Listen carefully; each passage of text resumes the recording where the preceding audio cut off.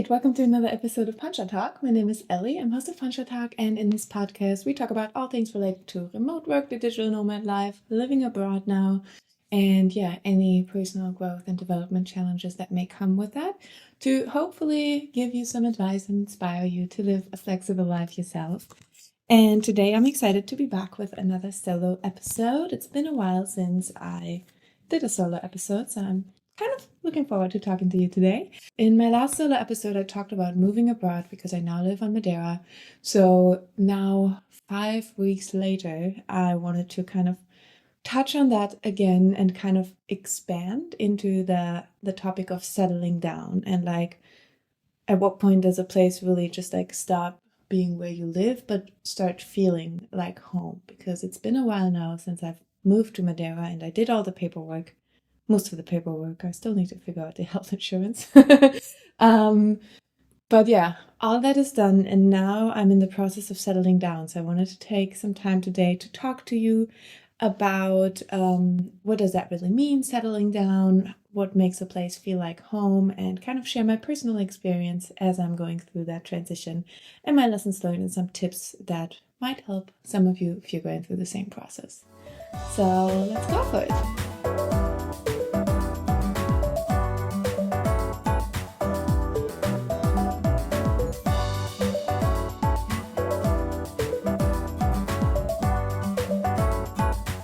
So, settling down is a process, and it's kind of like you go through different phases, I feel like, because the beginning is just, chaos when you're trying to figure it all out and you're dealing with all the paperwork that nobody wants to deal with and all of that stuff that's not fun at all. But once all that bureaucracy is settled or straightened out, the fun part starts, and this is kind of like a honeymoon phase in the beginning of a new relationship, I feel like, because everything is new and now you're living close to the ocean in a new environment, you're meeting new people, and everything is just like super exciting. And in that phase, I was so excited to go out and hike every day and like meet people and go out just to like watch at the ocean. And so that's a really fun part. I think kind of like a honeymoon phase, yeah. But then eventually like reality hits and you go from like, oh my God, this is my life now, to fuck, this is my life now. And I think I'm kind of in that phase where I realized that this is not just a fun, short-term nomad experience, but like I actually chose to settle down here, at least for a little bit. Home doesn't have to be forever, but for a little bit, a little longer than other places. But yeah, in a way that's good, that transition to like realizing, oh, okay, yeah, I live here now. I'm gonna stay here. I'm not moving anywhere. I don't have any travel plans. It's really weird. So yeah, I kind of went from exploring every day to now going to work every day, and I still go out and explore much more than the average person, I think.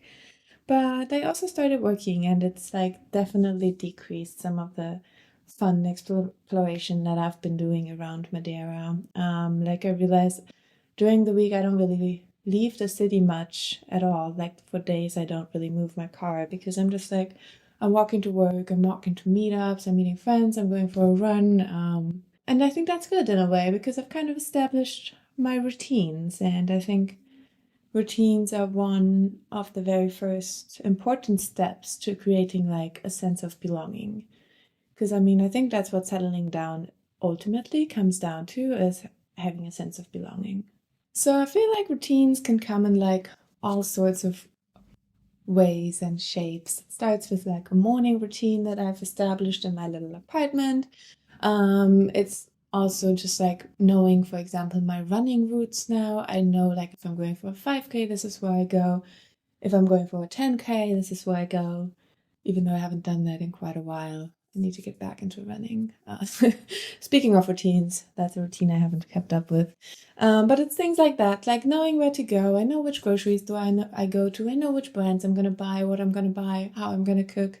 I know like what to get when I go to the neighborhood, like cafe, the one next door. And by now the lady kind of knows me and she says hello. So those are all just like, little routines that kind of create those, I don't know, repetitive experiences. So you don't really need to think about it. It's like I'm going grocery shopping, I know where to go.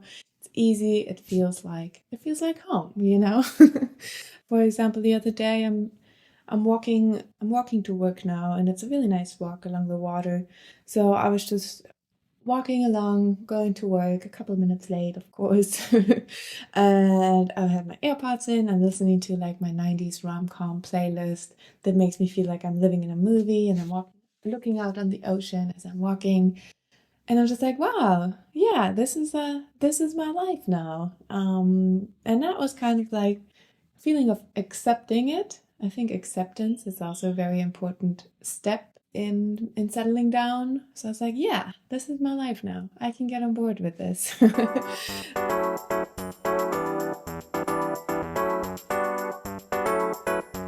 Yeah, I can get on board with staying here for more than a couple months and like making this a longer term destination or home for me. But with that, downside of me now accepting that I'm staying here is that I've noticed I started collecting stuff. It's a good thing in a way that it shows that I'm planning on staying here and I'm making myself comfortable, but I'm just like collecting stuff. And I try not to do that too much because I mean when you're traveling, you have your one suitcase that you take everywhere. And I came to Madeira also only with the one suitcase. And now I'm staying in a furnished apartment. It's like fully equipped. I really didn't have to buy anything, but I'm still like noticing I'm starting to buy like little things just to make it feel like my own and like my home. And I started putting up pictures and some decorations that I like, to get a little bit of a homey feel, and some organizers. And yeah, I don't know. It's just like I'm starting to collect a lot of stuff already. And I feel like if I would fly back home now, there's no way I can fit it in a suitcase. Somehow I went from having 3 pairs of shoes to now having 10 pairs of shoes, I think. I don't even know where they came from. I don't remember buying that many shoes.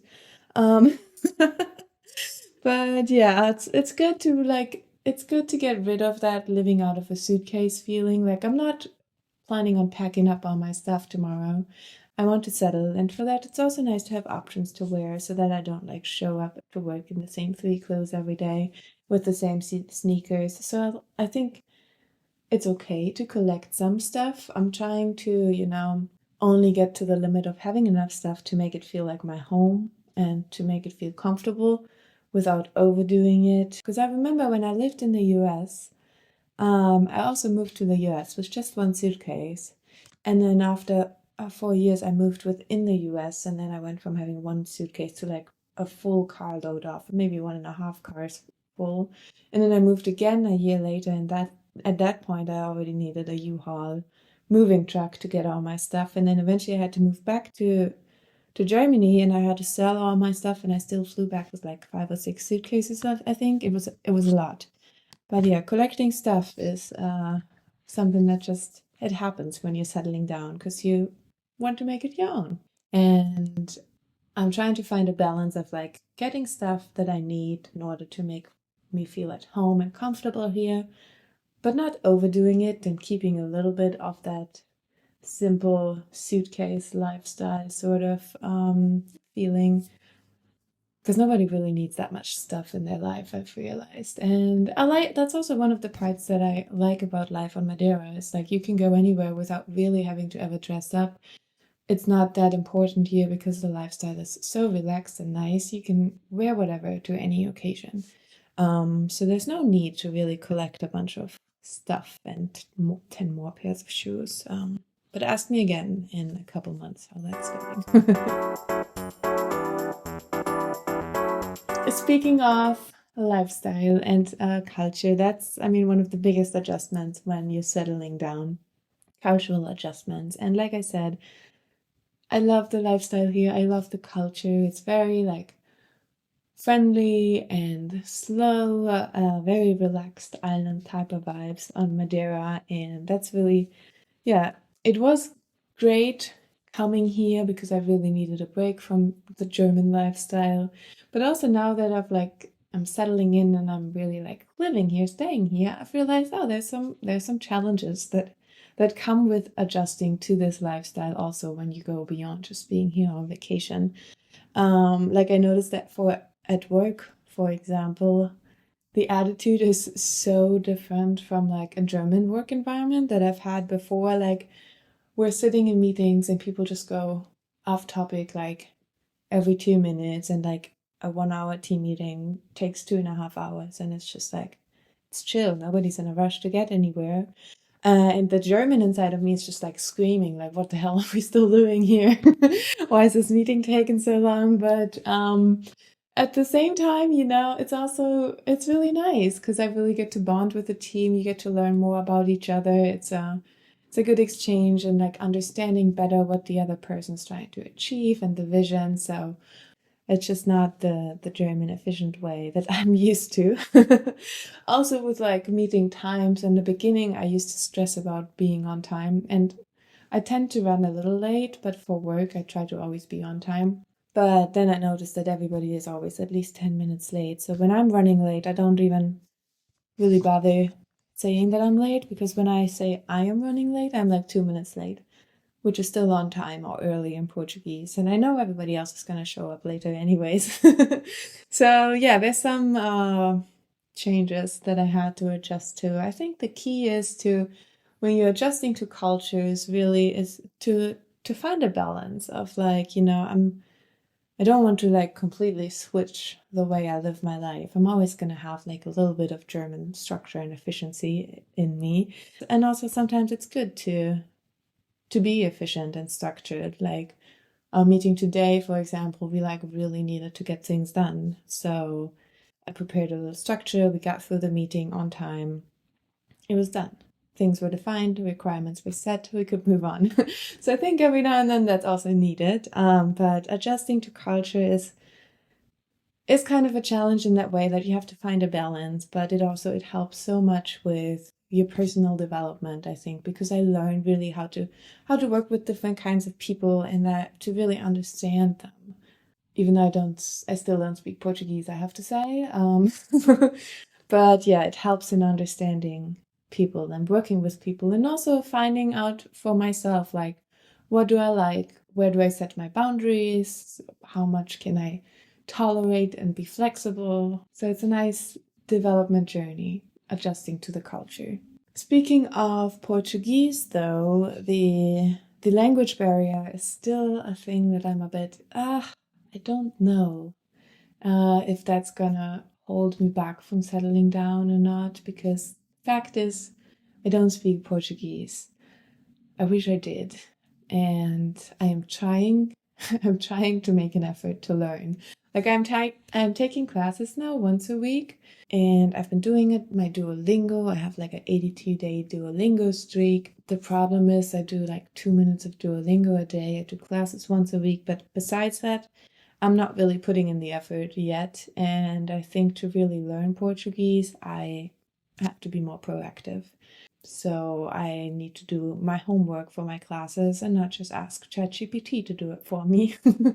I did start also listening to podcasts, which is nice just to like hear it a little bit. There's a Portuguese podcast, Portuguese with Leo, I think it's called. That is nice, where they speak slowly, because Portuguese is also so difficult to understand when people talk. But anyways, I'm doing that. I also want to start watching Portuguese movies, or like movies that I know in Portuguese, to just surround myself and immerse myself more in the language, to hopefully be able to eventually understand and speak. Because I do think that learning the language is quite important part in settling down, for me at least, because I feel like I should speak the local language if I want to live here and stay here. And it's like a frequent question that I get when I tell people that I met, like, oh, I now live on Madeira. The first follow-up question is usually, oh, do you speak Portuguese? So I will do my very best to be more proactive on that in the future.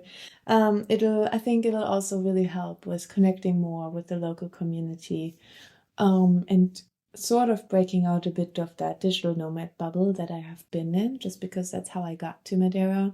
But now planning to stay longer term, it would make sense to venture out a bit and find locals as well, and that local community.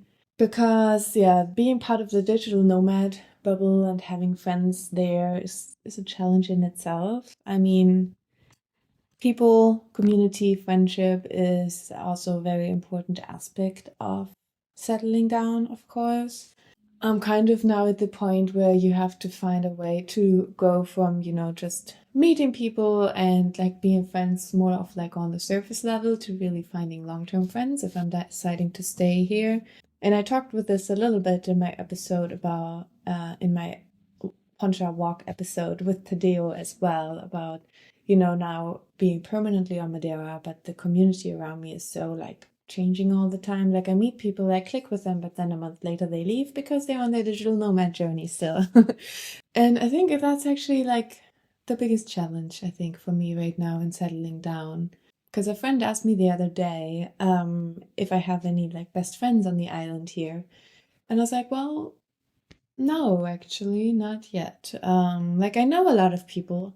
I go to the community events a lot where there's just like tons of people to chat with, and I have a smaller circle of friends as well to do like more of private activities, let's say. Maybe that's the wrong word, I don't know. But to like go out with, to hang out with, we go on hikes together, things like that. But I don't really have like a close friend where, I would just call her, we hang out, we don't really plan anything, we hang out, we chat, or we don't chat, we'll just watch TV or whatever. Yeah, that hasn't really happened yet here. So if you're listening, I am taking friendship applications. But yeah, anyways, friendships takes time, and I've only been here for, I don't know how many months now. Actually, a couple of months now. But it's challenging when so many people around you like constantly leave and come and go. So I'm very curious to see like how that part is gonna play out. But yeah, I'm not gonna go too much into detail in it in this episode today because I actually have an episode planned for the upcoming weeks with a friend here who is a relationship coach also. So with her, I will then dive deeper into the whole topic of friendship. If you're interested, don't forget to follow Poncha Talk to keep up with that episode. But yeah, like I said, it's definitely a big adjustment making friends. Making friends as adults is already hard as it is. I feel like it's almost even harder here because people come and go all the time. So I'm not sure yet, but it's okay. It takes time.